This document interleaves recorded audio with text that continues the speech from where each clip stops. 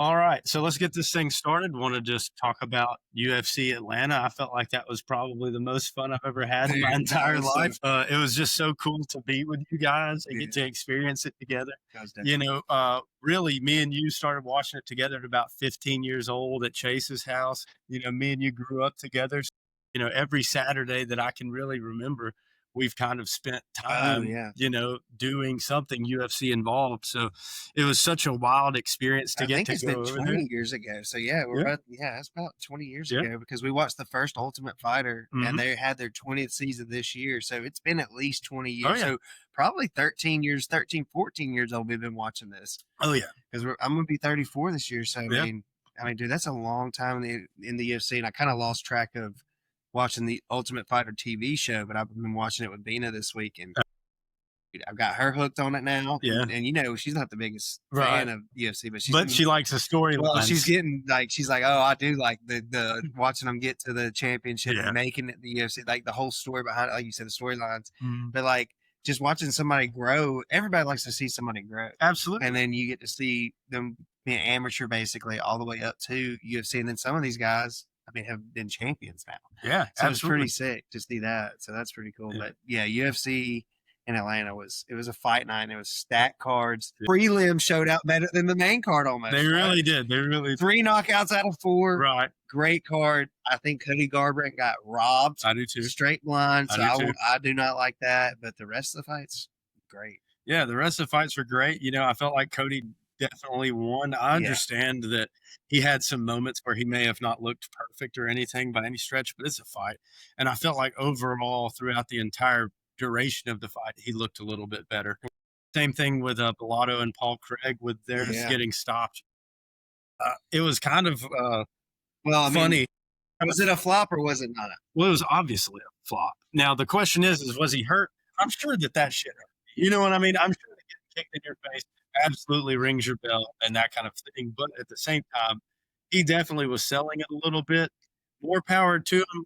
That's part of the rules. It says in the rules you Here's- should kick in the face. If the dude kicked him in the face, he sold it. So What do you think, Alex? I think he 100% flopped. You There's do? no one who's ever gotten knocked out with their hand down like this, looking at the referee. No, ever watch in his their life. eyes and everything Mhm. after that. The only reason I don't want to say it was a flop is because if you watch his eye, like when we were watching it live, they had it on the big jumbotron. Dude's eyes kind of froze up, and he was like, "Oh!" It was almost. I was like, you could go either way on it, but then afterwards, the fight and the ref and all that, Yeah. you know, That's my thing. You can't tell me that you when were you were wide knocked awake out. contesting it, like we said, Right. wide awake contesting, like, Right. oh no, and then Yeah. You can't it makes LeBron look like a chump. be still trying to contest that something happened to you and then Right. suddenly become knocked out and then arise and then take the ref on a competitive grappling Right. match. It's one of those things where if you do that, I understand what your intention was, and it's not that it's wrong or anything like that. It's perfectly within the rules. Well, just seeing If- that makes me think he was maybe a little out of it. Yeah. He may not have been the way he was. But he may have been a little bit out of it because you don't fight the ref and It doesn't matter. To me, it's one of those things where if you do it anyways, it's just like missing weight for me. right. Like if you miss weight, then I don't forgive you. I don't ever forgive You you. have plenty of time. to And prep. well, look, you have not only tons of time, you have tons of money riding on it. This is your career and you're a professional. If you had an attorney show up and he said, "Oh, I don't have my paperwork," or if you had somebody come and build your house and they're like, "Oh, well, I forgot how to put Right. floors in, but you've got a roof," it wouldn't work. So it's one of those things where you miss weight. It just bothers me. And same thing with the flopping. Like I fully understand becoming injured. And I'm not saying that people should continue in fights either when they are injured. Because if somebody does commit a foul on you, you have the right Yeah. to say, For "Hey, I'm not well to continue." That's okay. But at the same time, like if you're hurt, then be exactly as hurt as you are and be honest about Well, it. That's all. prime example is like with the Hill fight with Pereira. Right. Hill said he was good. Herb giving a thumbs up. If I'm not mistaken, did he not wave him off? He go like He this. did. Yeah, he Yeah. waved him off. Well, Alex Pereira is the one who waved him. Alex Pereira was the one that had the foul Right. committed Yeah. against. So he's the one who makes the play either way. And so it's like if you're hurt or you're not, you just do it. I mean, we're talking about Hill. He's fighting this weekend. Well, I've seen it happen in multiple things. It actually happened in UFC BJJ this week. A guy named Davis Asare He's phenomenal. It's really good. It's free on saw- YouTube. It takes less than 30 minutes to watch it. You get about 15 minutes of storyline, about 15 minutes of grappling. So Great. it's well cut, but I have to say the rules do not come close to the PGF rules. Well, it's just like a regular fight where you have rounds and it'll go to a decision. And it's like grappling, you're not punching and kicking anyways. So I surely don't want to see this go to a decision. And a lot of they don't want to break either, because if you got somebody in an advantage position, why do you want to get up and give it a break? They're still doing it. And my thing is that if they were going to do rounds, they could do EBI overtimes or something like that, a little bit different. But I don't like it going to the judges, especially when if the judges knew nothing about MMA, they surely know absolutely nothing about jiu-jitsu. So unless they're all just black belts, which I highly doubt. They're not. I mean, how many judges in the State Athletic Commission in Alabama are black belts? I mean, I don't know. But if you looked at every state, it's probably pretty low, you know? And so to me, I would rather see the rules a little bit different. But I am glad that they are doing it. I think it's good for the sport. I think it's good for the growth of the sport. But anyways, Davis Asare, he was grappling with somebody. And the guy came out and went for a handshake, and Davis I saw that. He had already committed to the takedown. You saw by the way that he approached when he came down off that side, he was already in a jog. He was coming for you. And so there was a lot of people in the comments saying, "Oh, well, Davis Asare, he must have not went to the etiquette class in jiu-jitsu." And I'm like, there's no etiquette in a fight. Whoever said that there was etiquette? You just agreed to try to dislocate each other's joints and choke each other to death. Literally hurt you. Right. And incapacitate you if I get you long enough because you don't tap. Right. Fuck you up forever. And right before the match, even with MMA, this is my thing. If we touch gloves at the beginning before they start, that's all we need to do. Once they say fight, why do we touch gloves ever again? There's no reason to touch gloves, and it's unhelpful, you know?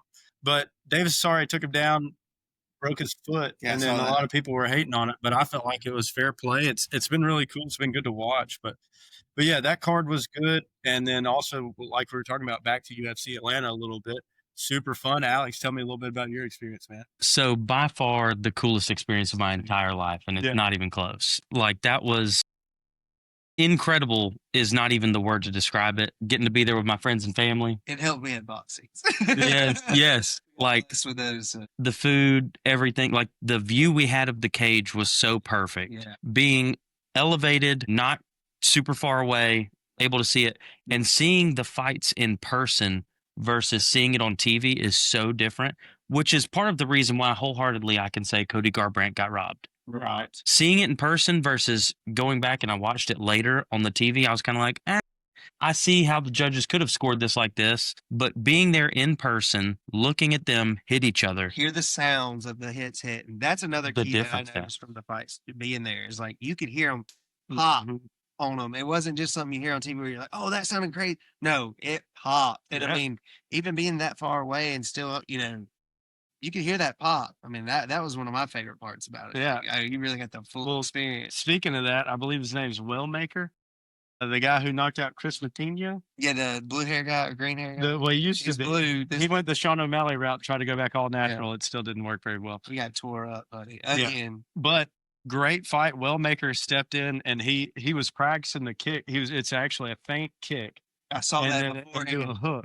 And he was practicing it before. And dude, when I tell you he nailed it, it looked exactly like the video, man. That guy, I think that he's got a lot of potential. I think that he's one of the up and comers that I'm looking forward to see fight again. I mean, a lot of energy. Came out to, like, I can't remember what it was, but it was some Atlanta music. You know what I mean? It was great. The entire vibe of the place was perfect. I felt like the walkout songs were right. Everybody kind of was doing the right thing. Hilarious that Joaquin Buckley missed the bus, and then the security guy that actually wouldn't let him in. The one that we went through wouldn't let him in through the gate. He's like, "I'm the main event, man. I need in here." You know, crazy. But no, it was really cool for sure. And then the main card was great, but I have to say the highlight of the whole night for me for sure was Usman. I mean, seeing Kamaru Usman come out there and listening to so many people just downplay his talent. And it's like, I understand that they want to talk about he's had 3 losses. Okay.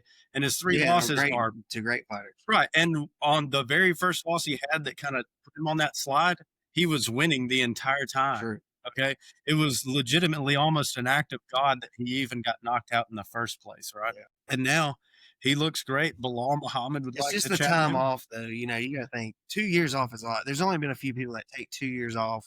Like Stipe took 2 years off to fight John Jones. Came out look like crap. John Jones now, he takes those breaks all the time. does fine, but most fighters got to stay active to still look good. And so that's one thing you got to think about is, 2 years off is a long time. Not most people are not disciplined enough to, for 2 years, work towards a goal. Right. They need a 6 month, a 3 month, a year goal. When you get to 2 years, you're not as disciplined. You make more mistakes because you're not as disciplined. You're taking, I can have a cheat day here and there. I can't train as hard this day. 2 years is a long time. So when you think about all that, and then he's coming off a loss too. I mean, I thought the younger guy is going to beat the older guy. I thought a lot of people did. I thought Buckley was going to win that, and he just showed the talent level. Like we always talk about, that talent level. Up and comer, still good, still top 10, still top contender.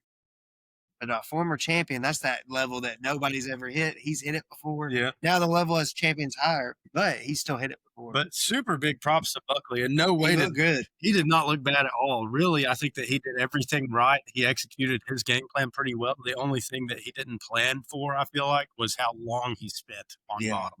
I think that there were moments where he kept the distance really well. He was able to kind of employ a little bit of his striking game plan. But Usman, it's a dog. He was on a warpath. He was looking for the takedown 100% of the time. It was a matter of when, not if. And he just exercised his game plan. He showed why he's a champion. He showed really why I'll take him against Bilal if they do fight. I'm not completely... Bilal's good on the ground, though. That's the only thing. We haven't seen his ground game as extensively as we probably should. And I think Bilal's probably got it. We've seen Bilal's. That's all he doesn't knock people out. He either chokes you out or gets points. Right. So... Buckley on the ground, we don't know how good he is, really. And no, I'm saying Bilal's Usman and Bilal. Oh, no, yeah. Usman and Bilal is the call out, and they have very similar styles. Yeah, that would be a good fight. Sure. Yeah, because the two of them, they have really complementary skills, but also at the same time on the feet, Bilal's a lot more like Colby Covington, where with Buckley, with Usman, you get a little bit more of the striking KO power, watching him knock out George Masvidal and things like that. And so I think that would be a great fight. As far as fights that the UFC could put on that we'd care about, I feel like it's definitely one that we'd want to see. Yeah. There's a lot of fights coming up that are good, I guess, but not necessarily. It's not the best in the world, but it's pretty good. One thing we did skip, we need to talk about Thug Rose. Obviously, Thug Rose won. Miranda Maverick looked great. I believe she looked great. She injured her knee or something I think it was going into the third. I think it was at the end of the second she injured herself. But she looked really good, man. I thought that Miranda Maverick didn't necessarily lose stock either, but it's one of those things where Rose... Right. Former champion. Right. Like we always talk about. Rose looked like Rose. Alex, I know that you were excited for that fight. I'd love to hear your thoughts on it. Seeing Rose in person was literally everything that I could have thought it was going to be and more. I didn't think it was going to be a long grueler 3-rounder. I really, truly thought that she was either going to submit, knockout, TKO. Well, I mean, technically she did. Technically she did TKO her, but in the third round late. But I was thinking maybe a first or early second TKO, like a head kick setup to something like that. But seeing her skills on display from start to finish for almost a full 3 rounds was absolutely one of the most incredible feats of seeing martial arts that I've ever witnessed. I was so excited, and it was just perfect. Definitely knocked it off the bucket list for sure. Yes. It's great to see Thug Rose get in there. It'd be cool if we saw her at her peak, But Yes. even then, we still got to see a former champion. But we talked about it last week. Dude, tons of former champions on that card. Yeah. Great fight. But even with the main card, the prelims were still better. The prelims We got some upcoming fighters there, some dogs knocking people out left and right. 3 out of 4 were knockouts. So I think that's pretty exciting for sure. So what was y'all's favorite thing about the entire event? Like who stood out the most? The thing about the fighters or as a whole? It doesn't matter. As a whole, was hanging with my people that I started this with, doing this together. We got to go to our first event together. We got a couple firsts together. So we went snowboarding, skiing and stuff. Colorado our first time. Got to go to this together. But we spend so much time watching this. We're dedicated fans. Getting to do it with my people, bring my son, my stepson, everybody there at once. That was my favorite. Just having the family around. But dude, the seats, the card, it all worked out perfect. And it wasn't crazy expensive. Hotel and some box seats, but we got a good deal on the box seats. Right. Absolutely. So it was the fights were awesome. But being with my people that I want to be around was the best part, in my opinion. What about you? So I actually have 2. One is the picture you took of our dad looking down I saw that on the fights. You could see the fights in the background. You see our dad. And It was so just- quiet and not as boisterous as normal. You could tell he was soaking it all. He was taking every ounce of that in, And he's 100%. y'all's dad, but he's like my second dad. You know? Oh, yeah. And so I love your dad. But when I saw that, I was like, Brian, he's getting older. Yeah. But he's enjoying the moments. You know, he's not working too hard. He's letting loose for a night. You know. Yeah.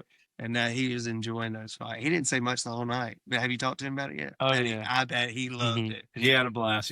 I bet he loved it. So And my second favorite thing of the whole night was after the Wellmaker knockout. When the crowd roared, I was standing up and the elevation felt like it changed. It felt like I went from however high we were to about 300 feet higher up in the air. The room felt like the top was going to blow off. I was standing there and I think my shoulders unintentionally raised. It was just so much energy coming up. And I just stood there and was in shock of what was happening in front of me. It was the if craziest. you haven't been to a fight, you definitely got to go to a fight. Yeah. And Dana White says it all the time. This is why he doesn't like stadiums and stuff. He wants to make it an experience you'll never forget. Like just like WWE, we all know that's fake. This is real, but the experience is still crazy. That's one reason I'm pissed we missed the Sphere, Oh yeah, because that would have been. great. We'll probably never see another one that lost money, but cool experience. Oh yeah, Even though Sean O'Malley got knocked out and he got knocked out again. he got choked. He got choked this time, but either way, he's lost 2 times in a row. But still, that was still a crazy show to see. And all those Mexicans, they were brawling that fight. Yes. So that would have been a cool one for sure to see. Yeah, for sure. Yeah, for me, I would say same thing. I would say Wellmaker tearing the roof off the That was place wild. was by far the most energy that I felt the whole night.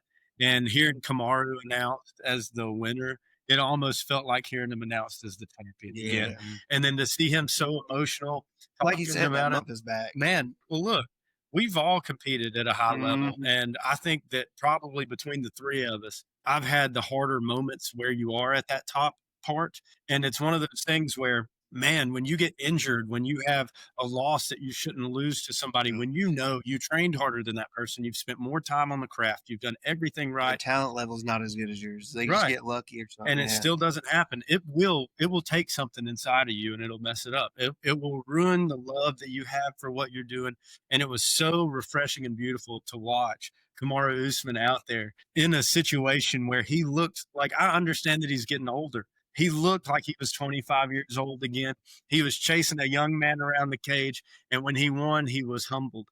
And the biggest problem that I ever had with Kamaru was the fact that I felt like he was a little bit pompous and arrogant when Francis and Ngannou. But he was good. That's why. He was. But the truth is that whenever you believe you're too good, then God will show you just how good you are. Yeah. And now I'm hoping that Kamaru is on the upswing from that. I think that he's really got a lot, not a whole lot of tread on the tires left, but he has the chance to make one more push. And the weight class is pretty intense, which is kind of one of the harder things about it. I'm going to pull him up real quick. But that's also what makes him so good is how stacked his weight class is, and he's still, Right. a peak predator. Right.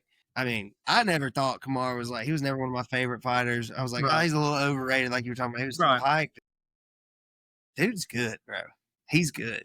And he is older. Extremely but I still think after the last fight we just saw, I think he has a chance to make a run at the title for sure. At least one, like you said, one more time. Yeah, he's got one shot. If he wins his next fight, then Right. it's hard to deny him a chance. That's what I think. Because whoever he fights next is going to be either Bilal Muhammad, Sean Brady, Shavkat Rakhmonov, which I believe that he'll be the next one to fight for the championship. Sean Brady, that's going to be a crazy fight too, dude. Brady was one of those that we wanted him to be so great for so long. Yeah. He would always have these slacks in his career where it's like, dude, is he as good as we really think he is? Because we'll have matches like last week where he dominates. And the week before or the months before that, his last 2 fights dominate. Right. And I always wanted Brady to be so great because I always thought how great he was, but then he'd have to fight like 3 fights ago. It's like, what are we doing? Right. Yeah. It's like, are you really as good as I think you are or not? Like, it's like either the focus isn't there, something's off. Personal thing, something. Because you can't look as great as he did. But I think now he's like, I can make it to the top. He's so focused on that. And, dude, he's a strong dude. Ground game incredible, and he can throw hands. If you don't think he could be in the top and win this belt, you crazy. Yeah, I'm a big fan of his as well. I know Alex is too. But I love Sean Brady But I will say this, there is a level, and y'all know what I'm talking about, of grappling. And I'm not just talking about just wrestlers. I'm talking about the Sambo, all those guys, the 2-3 years Dagestan forget guys. Yeah. Like Rachmanov, Usman, those two people right there, too. not ground game wise. I think Sean Brady has. I'll say his wrestling's probably not there. That's what I was about to say. But his dude, he's a dog when it comes to jiu-jitsu. I think his wrestling probably sucks a little bit. And it's not sucks, but like compared to the guys you're talking about. Right. Their wrestling's crazy. But you know this too. Wrestling dictates where that fight is. Not necessarily when it comes to jiu-jitsu. Jiu-jitsu is once you get to the ground. Wrestling is whether you get to determine. Ground, can you defend there? How good are you at offense when you're on defense? You've already missed it. I think How? I think that both Wrestling decides whether you go and how you go, whether you're on your back or your front, and what position we're in when we hit there. both sports hinge on similar principles. Okay. Right. Even in jiu-jitsu, they tell you be on top, and when you're on top, stay on top.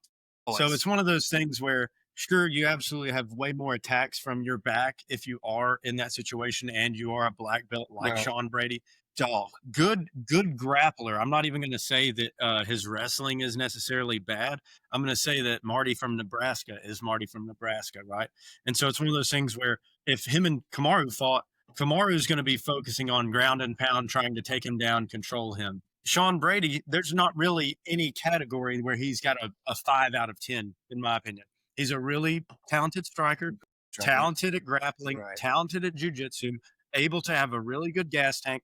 I think that all of those guys, Bilal, Sean Brady, and Kamaru, all three of those people, if you put any of them against each other in any way, you're going to get a very similar fight in the aspect of it's going to be high work rate, high intensity, and somebody is going to have to wilt under that pressure if you want to see anybody lose. But if you're talking about out of those top 5 guys, Bilal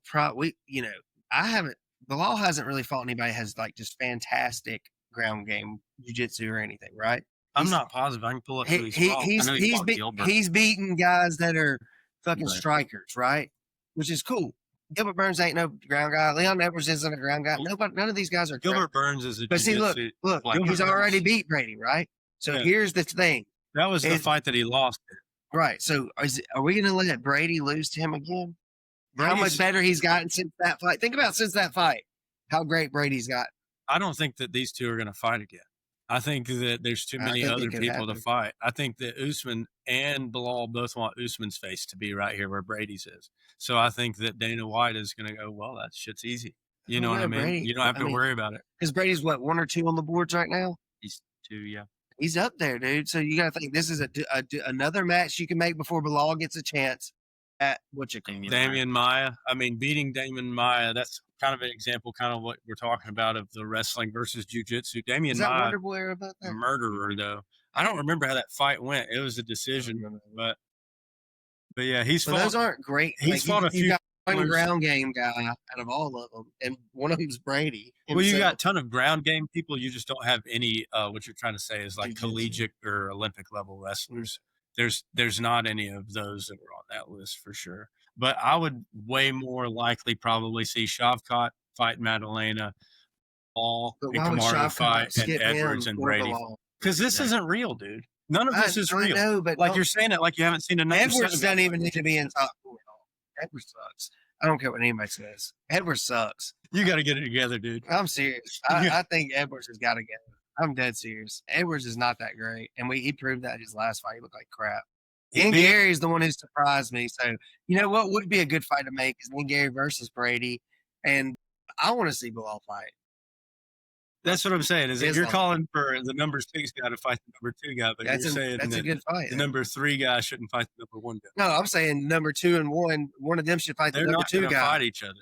Somebody already fought. That'd be a great second one. I don't want to pay $75 to watch 2 people. Same reason why you don't. You're just arguing it because you don't want to lose the argument. No, you want to watch Sean Brady and Bilal Muhammad lay on each other for another. No, I think. Listen, Sean Brady's on 2 wins, right? After he lost to, just hear me out. He's 1-2 since he fought Muhammad, right? Muhammad's on a loss, so he's on a loss. He's on a 2-win streak. This is his time to avenge. And then his next fight is who he gets championship. If you're saying he doesn't deserve a championship right now, Are right? you not paying attention to what the UFC say? I am, but Because the once- UFC saying Shavkat is the next guy to fight. for and the I'm not championship. okay. I'm not opposed to that, but listen. In the meantime, why can Sean Brady and Muhammad? Because not you fight? have 10 people that are good. What I'm saying is why would you make 2 people fight again when you literally have 10 people that have talent right there?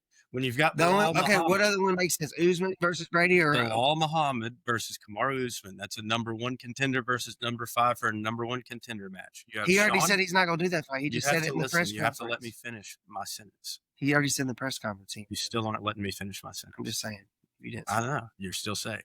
Sean Brady also can fight Leon Edwards, who's a former champion who is able to call If you in wanna that- fight He has to fight down. He has nowhere to fight up except for the he can fight championship. Bilal for the second one. How many? 2 and 3. What?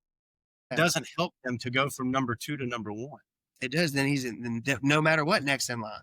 He What beat the former That's champion. not how it works, brother. What I'm saying is, That would number make sense. 3 is the next in line, not number 1 or number 2. Number Why is 3 is 3? next in line because that's what the UFC said. That's retarded. I mean, I want to see Shavkat is on a win though. I mean, he's winning right now and he looks good, but He's so is Sean Brady. undefeated. He's Yeah, I know. undefeated. He's never lost. That's why Yeah, that he's is the probably next. Yeah, that's true. That's what I'm saying. Yeah. Is that you don't want to see Sean Brady and Bilal fight again when you have Shavkat. No, I think that is a fight. I'm not saying next, but I'm saying I think that fight needs to happen Right. before they both go But- on the belt, right? if they And they're do, both already on a. He's already beat him once. He's a former champion. You're on a loss. You're on a 2-win streak. You're both at that talent level now. They need to fight after Shavkat beats him, and they fight the winner of that. do you see the welterweight division over there? Yeah. Do you see all of those people in that list, or excuse me, the lightweight division with Makachev at the top right there? Mhm. All of those people down to number 10 are either champions, former champions, or they are title challengers that have an 3 out of absolute. 5 are former champions. Well, bro, look, Max Holloway's 4, Poirier's 5, Dan Which Hooker- Poirier's retiring. Max Holloway ain't far from it. Gaethje's already talking about retiring if he don't get a championship. No, fight. what I'm saying is that when you look at that, the number one thing that you don't want to do if you want to see anyone move up and down is you don't rematch people that have fought each other, right? So That's Dustin not Poirier, true. Justin Poirier has multiple. Dustin Poirier is out. But he still fought multiple 2s and 3s on people.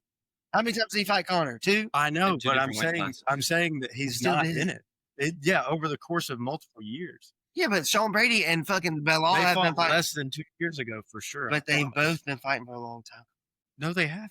Yeah, they have. What do you mean fighting for a long time? Sean 3 Brady years. is not even 30 years old. Yeah, but he's been fighting since he was at least 30. What in the And- UFC? yeah, For 2 years. 3. Right, but what does that have to do with wanting them to That's fight still a each other, long dude? time. What does that have to do with them fighting each other? That's you said that they haven't. The only reason they've done a rematch is because it was in a certain a certain time frame. But like how many rematches have we Poirier given? and Max fought on Prime an example: undercard. O'Malley and what's his name just fought within 3 months, and they got the Main event for a championship. Still, that No. could be a good main event fight for a UFC. You're not listening, dude. Yeah. Listen, when Max and Poirier fought the first time, it was a preliminary card fight. Right. Okay. The They other still 2 fought. times that they fought and or will fight Right. are main event level I fights. say you're telling me Brady and Muhammad wouldn't be a main event, even For if it was what? a shitty UFC. No, because you have all of Yeah, every single UFC card has if it's a pay per view, sure. there's a champion that's the main usually. event. Well, Every yeah, single pay per view that is true. has a UFC for the main That event. is true. Or Right. a But unless champion it's a for the main fight night like this weekend where you could do a fight night with a stacked card. Right. Yeah. But why would you Because want that fight still needs to sacrifice- happen. Why would you want to sacrifice 2 people in their prime of their career where you got to send one of them down to at Because minimum Bilal sucks. number We all 8? hate watching Bilal. Everybody would love to see him lose, and this is I don't feel that way. I don't hate What? anybody. He's a boring fighter. I don't feel that way. I He's a think that- boring I don't feel that way at all. I enjoy watching Bilal fight. I'm not saying that it's a technique that's boring. super flashy by any stretch. The same as Colby Covington. I liked watching Colby Covington fight when he was on top of his game too. So I hate him as a person, though.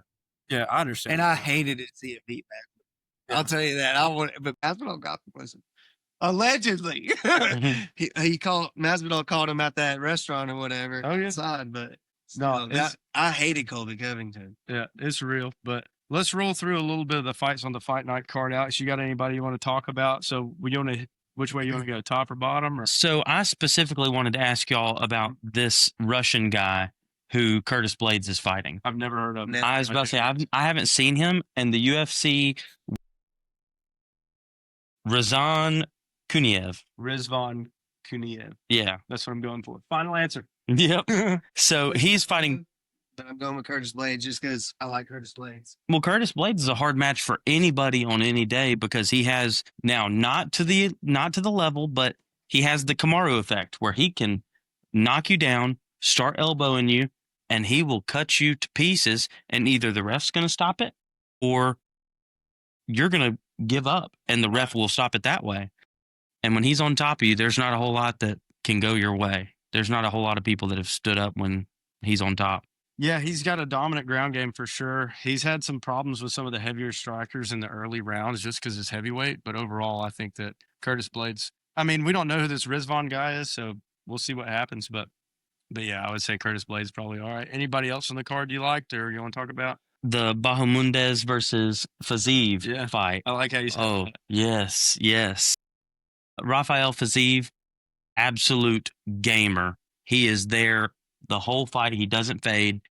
I've seen him get beat up and battered by Justin Gaethje. Doesn't matter. He will stand right in front of you. He is not changing his game plan, and it will work eventually. If the fight goes long enough, he might lose if his game plan doesn't come through in time. But it's always the means to the end for him. And he gets there 99% of the time. Yep. I did go back and watch a bunch of highlights on Ignacio Bahamondes, though. He does have a lot of finishes, but it's kind of like what we're talking about. All of the finishes and stuff that he's had that's real highlight worthy and great. It's from the Contenders series. It's lower level stuff. And I just feel like Faziev's going to walk right through him. Khalil Roundtree, I'm still sticking with Roundtree. I've been watching all the lead up stuff. I feel like he's in the right headspace. He seems prepared to me. He's kind of being a little bit silly with the media. So I'm glad that he's confident or comfortable or whichever one of those that is. But Jamal Hill also, I mean, he's going to show up and fight. So it's one of those things where that's definitely going to be a good one. I have a feeling that somebody is going to be severely beaten up by the end of it. You got anything you want to say about Fiziev Bahamondes or Hill and I mean, I got Roundtree? Fiziev, but on the Roundtree thing, look how Pereira did Roundtree last fight. Beat him to hell, and he still just kept coming forward. Right. That dude's a dog. Hill's got that weak chin. Pereira knocked him out. And he's still mouthy, talking all this crap after he's lost twice. So Roundtree, Hill, I want to see him lose either way. I want Roundtree to just beat the brakes off of him, knock him out, just be done with it. And then there's nothing he can say. He can work his way back up if he's as good as everybody thinks he is. We know Alyssa's prime example. She loves Hill. She loves Jamal Hill. But he's not as good as You can't be saying that Jamal Hill would hit my wife up in her DMs, dude. Jesus Christ. Don't say my family's government name. So I don't necessarily love the way Jamal Hill carries himself outside of fighting. Yeah. And I don't have to agree with that. I didn't agree with the way John Jones carried himself outside of the octagon. Right. But I love to see him get in there and throw down. And Jamal Hill is one of those that is down. He will knock you out. He might get knocked out. But only one person's knocked him out. Right. And he's had great luck at being on the other end of it for sure. But yeah. And Jamal Hill, if he doesn't knock Roundtree out, Roundtree is going to keep coming and keep putting that pressure, just like he did in the Pereira fight. Now, he didn't get a whole lot of heavy pressure on Pereira, but it's because there's a 6-inch reach advantage probably. And that's just hard to go against, Roundtree also lost a ton of weight. He was I think he might have been all the way up to about 300 pounds. But that's how he got into MMA, was actually for his health and for his mental health more than anything. And he's a big proponent of mental health and just kind of speaking openly about it. And so, maybe I'm picking a little bit with my heart on that, but that's part of the reason why I pull for Khalil too. But anything else on him? Not that I can think of. Well, one more fight I wanted to talk about was Tuporia versus Charles Oliveira. Mm-hmm. That's going to be a good fight. Personally, for me, Ilia Tuporia is my guy. Okay, when I listen to him talk, he's very intelligent, very focused, he's competing even when he's talking. When someone says, well, you did this, he goes, no, I did this. And there's always a reason for it. He's not giving an inch. He's saying, no, I am the champion. I did earn all of this. No, I will not back away from these people. I'm a big fan of Ilia. I hope that he does well because my dream fight is him and Patty the Batty. Yeah, I want to see that too. We talked about that this week. Yeah. Yeah. they actually asked Ilia about it, and he said, "I hate him." Yeah. And I was like, "That's the best. That makes me feel great." Sanitizer, boy. I'm like, "Send location." Anyways, I'm pumped. Now, Charles Oliveira, the problem with this whole scenario that we've ignored for the past 3 minutes is Charles Oliveira is an absolute monster. And we loved watching him come back, Hey, coming dude. and winning, and just because we knew he was one of those like Brady. We knew how good he was. Then Yep. made it to the top, dominated for a little bit, then lost, and he's on his comeback story. Yeah. So it's like this is one you don't want to see either guy lose. He's Like, technically like on his second comeback or third Yeah, comeback yeah. story. Because when he first got in the UFC, phenomenal skills, phenomenal talent, but had a little bit of an issue with, I felt like it was almost like the emotional standpoint of the fight. When things got a little bit hard, we didn't really see what we wanted to see out of him. Whereas he's gotten older, I mean, when you do what he's done to all of the fighters he has, Justin Gaethje and all these people that he's went into really deep waters with, struck with, and submitted. So and to Gaethje's me, somebody you can put on your resume of striking with. if there's anybody who's a bad matchup, it would be a tall guy who can do just about anything against a short guy who's very 100%. strong. And so we dealt with it in practice, every day. Right. Right. So it's one of those things where, I think Oliveira definitely has a chance. I'm open to hear this. This one's for Jose, by the way. Jose asked me to talk about this fight. Love you, brother. Thanks for tuning in. But for me, I personally think that Tuporia will be able to handle it because I'm on his train. He's convinced me the way that he talks, the way that he acts. I'm like, nope, this guy's going to be champion for a little bit. And so that's how I feel. What do you guys think? What do you think about his ground game, Alex? Do you About think Tuporia's? Tuporia has the ground game, like the jiu-jitsu and like we know his wrestling's good, That's what he started in. but it's his jiu-jitsu is good. Oliveira's a dog on the ground. Nobody's jiu-jitsu is going to be as good as Oliveira's. I don't That's the think thing. so. Is that So that's what we got to worry about. well, this it fight. can't cancel out. That's the problem. Is that Mhm. you can't be as good as Oliveira in jiu-jitsu, so you have to be able to Mhm. strike and keep distance. But Oliveira can strike. That's my thing. Is like, Yeah, right. And But he's is- taller. Right. but is his strike the taller and the reach? I think is going to be a problem. Wouldn't you agree, Alex? Yes. But Tuporia outstruck the best boxer in the UFC. My favorite fighter, Max Holloway. Agree. 100%. And if you're able to outstrike Max Holloway, You strike him. I have a hard time pulling against you in any fight. He could be fighting John Jones, and I'd be like, maybe. For sure. That's my only. Listen, this is like I said. This is one I don't want to see either one of them lose. yeah. I don't want either one to lose. Yeah. But I like you said, I like the hype train. Plus, I want to see him fight Patty the Batty. The only way to fight Patty the Batty is them both win, and we see them at the top. And both those styles together, Right. you talk about a war. Yeah, That's a war. that'd be a great fight. That I'd is be a excited war to right see there. that for sure. Let's see. Is there anybody else on this card? All right. So we got Alexandre Pantoja Pantoja. versus France. That Kai France is going to be. I like Kai France, and I think this is his moment to come up and actually take the championship. And Toja's a dog to fight against, though. But if Kai's going to do it, he's at his peak right now. This is where he's going to do it. He ain't going to get much. I mean, listen, we've said they ain't going to get much better, but he's at the best he's looked, and Pantoja always looks good. So I think of Pantoja almost in the same light as Tuporia. And I know a lot of people kind of look past him or over him, whatever you want to say. On his rise, though, everybody did. Yeah. Oh, On his rise, everybody called him out. Everybody was willing to fight him. Yep. And he just Murdered. walked through everybody and walked his way to the title. I haven't seen anybody fight that many people and make it look that easy in that weight class ever. Amen. Not even Dominic Cruz. And that's mine too. I'm on the same. I love Kaikar France. He comes from a great gym. He trains hard. Man, who did he tune up? He tuned up somebody, and it just broke my heart. was the black guy in the last fight? I can't That was a remember. good I'm gonna fight. pull up his fights real quick. The last dude he fought was Cody. good. Urseg.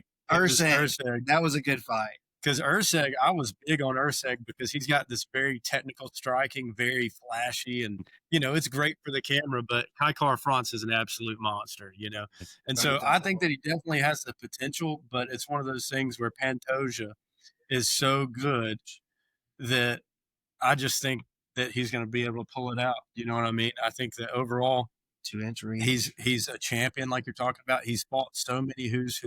He's put them all down, and he does it really smoothly. He doesn't look like he's having a bad time out there. He doesn't look like he's in trouble. I actually have a question for everybody on the Kaikar France kind of situation, because this kind of forms how I think about him. When he beat Cody, when he started his ascension to do this, Do y'all think that Cody cutting that much weight damaged him to where Kai was able to knock him out? Or do you think that he's just a little chinny, maybe, and it was still normal Cody and he did that to him just flat out? I think with Cody Garbrandt, massive He's amount different. of talent, able to have tested himself in such deep waters and such hard times that sometimes maybe he believes a little too much in the ability to take one to give one. Against people like that, it's really risky because everybody who has high level skill, they're not aiming just at your face. They're aiming Yeah. at your chin. They're trying to inflict damage on you. And so I think that Cody, it's kind of a twofold thing. I think that number one, the confidence level of being a champion allows you to get into that firefight, very much like Justin Gaethje and Max Holloway. But at the same time, a few of his skills, he's relied a lot heavier on his striking, where He wrestled in college, so it's one of those things where, yes, we understand that you can box, we understand that you can do this and that, but man, sometimes when you're getting tatted up, maybe take him down, maybe hold him down for a little bit. And that was something that I took away from his fight last weekend was the fact of, hey, man, if you had a little bit more control time, if you had a little bit more of the judges seeing that you're not running away or running Right. into a fire, you're actually just existing in this moment. I think that he'd probably be a little bit better off. One takedown or two could have won him the fight. Yeah. But that's why Dana always says, don't leave it up to the judges. Right. But I think like you said, Pantoja, I think Alex was spot on. I mean, would I love to see Kai win? Right. I think Pantoja's going to pull it out there. I Right. really do. And so next on that card, they got Dariush and Moicano. So Money Moicano. We love both these guys. We both love these guys. He's done such a good job of marketing himself. He's been in the UFC for a while and he was not cool for a long time. And now But then he showed he could fight for a little bit, he's Money Moicano. And so it's one of those things where I like him, like we're talking about, firefighter going into the fire. He's not afraid. Dariush, pretty sure special forces dude. Or Dariush might not be, but I know Saint Denis was. I might be getting them wrong, but Dariush, absolute freak stud. He's a heavy wrestler, so kind of with these two skills, they'll probably cancel out a little bit, and I'm hoping we'll see some good striking. For me, that's what I hope for in a lot of fights. Is I do enjoy grappling. I do prefer to see people that are well rounded, but at the same time, like I'm here to see you fight. Yep. I want to see a knockout. Yeah. You know what I mean? So I think Moicano is coming off a loss too, and Dariush both are coming off Yeah. losses, if I'm not mistaken. So that'll be a good fight to see who's going to come back. yeah, he lost Sarkarian. And I don't think he looked that great in his last fight. And Moicano definitely didn't look good in his last fight. he lost to He got Islam. big boy. But he took it. No, I agree, but he got big boy in that fight. He looked great against Saint Denis, though. Yeah. But he got big boy in Islam. That just shows that talent level. Well, kind of like we're talking about with weight cutting. You asked, do you think that with Cody being so low, Cody Garbrandt being low on the weight scale, does it affect them? I think it affects all of them. I don't understand why all of these organizations don't move to a same day weigh-in. Like if you want to eliminate all of this cheating, which, hey, turns out It's not cheating. It's not taking advantage. It's of not the cheating. rules. Right. It's not cheating, but it is for sure. Whoever has the most whoever has the most money is able to cut the most weight. if you have the most money for the dietitians, if you have the most money for all of the equipment, But do you think at this supplements- level it's that? Absolutely, absolutely. I think that without a doubt, there are champions right now that if you took all of their tribe away from them and they had to train at like a regional gym that some of these up and comers are coming, they wouldn't be within 15 pounds of what they need to be at. But what I'm saying is everybody in the UFC's got great trainers, great staff, great all that. So do you think it's the money point part at that point? Because like No, I'm everybody's saying that I don't think that it's right. dieted. I don't think it's right either. I mean, I do have a problem with it. No, like we did wrestling. Same day weigh in, we wrestled fucking what, 15, 30 minutes after that? Right. What if if you're giving them a couple hours recoup, but nobody's going to be cutting these 20, 30 pounds. I mean, we did it. Could you not tell the days that you cut how weak you were? Absolutely. How your endurance wasn't there? That's the one thing. If I could look back my senior year, I wouldn't have cut 20 pounds. I would have cut 15 and dominated. I would have cut none like Matt Elkins did and didn't have an offensive point scored on him his entire freaking senior year. Fire. You know what I mean? But he's also We've ever seen. So shout out to 10th Planet Bourbon. Yes. And so we also had the hydration test at the very beginning of the season too. and that dictates how low you're even allowed to go from the start. I remember that. I'm glad you brought that. Yep. They'll tell you your hydration levels, your body fat percentage, all those things. Yeah. Well, they started doing the body fat percentage. That was like our junior year, whatever. But they started doing the body fat and stuff like my either junior or senior year of high school, I think. And that dictated how far you were able to drop. And it was also, I don't want to say it was healthy, but it's way healthier than if I was left on my own. I could have been down at 125 my senior year. Yeah. That would have been an insane weight cut. It would have been close to how a lot of these people look at the regular weigh-in, not the ceremonial weigh-in, but the real weigh-in where their eyes are sunk in or where Max Holloway's slurring on national TV and out of his mind. No one wants to see that. We all want to see you at your best. No one has ever wanted anyone to look The bad. damn gladiators didn't fucking lose weight to fight each other. They just fought whoever and whenever. And There's also no weight classes in that. neither did the UFC back in the days. But that's my whole takeaway from the weight cut thing is like, if you can't do it in a day, if you can't fight at the weight that you're supposed to be at the agreed upon time, and especially with them having days in between to recover it, I don't like it. I would prefer for people to have to weigh in on the same day, because then you could weigh in and do a hydration test right there in that moment. You could say this person's brain has enough liquid inside of it to protect itself. Well, not function. When you get hit in the head, it creates the cushion around your brain. Your brain is made of water. Your whole body needs water. So if you were dehydrated from cutting weight and then you compete, you're at a diminished state no matter what. And to me, I don't understand why the athletic commissions haven't stepped in and said, no, for a fact, you have to weigh in the day that you fight. Well, probably because there's money back in them. But it's so funny you bring that up because, we always talk about people fighting in their prime. mm-hmm. Islam moved up a weight. That's going to extend his prime. Tuporia moved up a weight. So with them cutting this weight, how good are they going to be at this next weight class? Are they going to be outmatched because guys are heavier, or are they going to thrive? I haven't seen anybody move up and it go bad. I mean, even the 185ers that have moved to 205, Eric Anders and people like that, they've had more success at 205 than they have 185. Eric's bounced back and forth, but a lot of the guys, Anthony Smith moved up to 205, and it was one of those things where, sure, he had moments on 185 that were great, but at 205, that's where we have a lot more of his memorable fights and the fights later in his career.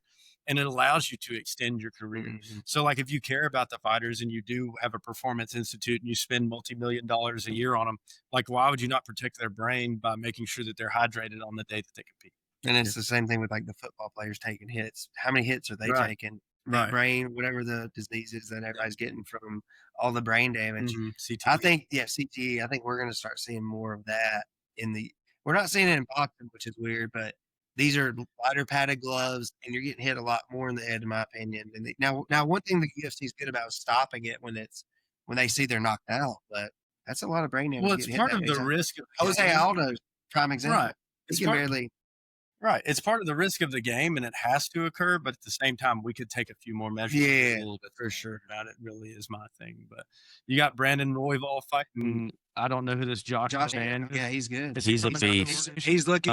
No, he's fought a couple in the UFC. And he's great. He's from Myanmar, right, which is right near Thailand. So that's okay. That's how I remember, because Bina speaks some Myanmar language or whatever. Oh, really? Yeah, it's a dialect. But yeah, he's from Myanmar, and that's gonna be, okay. He beat Silva. Yeah, it's gonna be a good little fight. I mean, he beat Cody Durden, which we can say whatever.